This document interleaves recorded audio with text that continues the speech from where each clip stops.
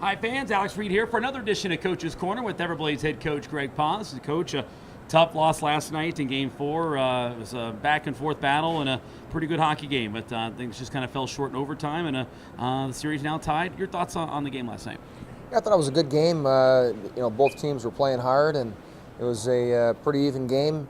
What we'd expect from this series. I mean, Reading's got a really good team, and I thought we had two really good chances in OT there to tie it up and to win the game, actually. And then we kind of got caught giving up a breakaway for the game winner. But we just got to have short memories and build off the positives from that game and push forward. Look at the play there. Tommy Kavisto, of course, +1, had an assist on one of the goals, and of course gets that other goal there to tie it up late in regulation. Pretty solid game there from one of your blue liners. Yeah, he's a really good player. He's done a great job for us all season. Really surprised he's not more in the American League, but we're happy to have him, and just a real good player. Well, Coach, here it is tonight. It's Game 5. Reading with the win last night has forced the series back to Reading, so obviously a big game here tonight. Your team still has another home game here to try to get another W. Yeah, it's a best-of-3 series right now. All we're focusing on right now is the game tonight, obviously, and but we're going to need to win at least a game up in Reading also. But it shouldn't. It's not a real big deal. I mean, our road record and home record this season is about the same. But right now our focus is just on the game tonight.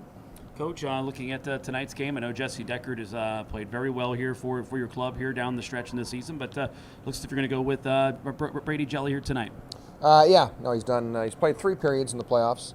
Hasn't allowed a goal yet. He looks really good in practice. He's an All-American out of Ohio State, and a good friend of mine is Marco Siki, the former coach at Ohio State, and he recommends him very highly and said that they lived off him this year, and so we definitely need to get him in there and give him a shot. Any other changes aside the change there in net with their lineup tonight? No, same lineup as last night. All right, now looking at this game here, what are some keys if your team wants to come away with the win? Well, like we said last night, goaltending is huge. We need to have the better goaltender.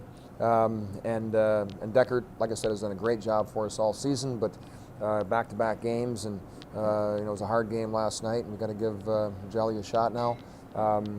Special teams, last night we did not score on our power play. We gave up a goal shorthanded, and then at the end of the day, that was kind of the difference.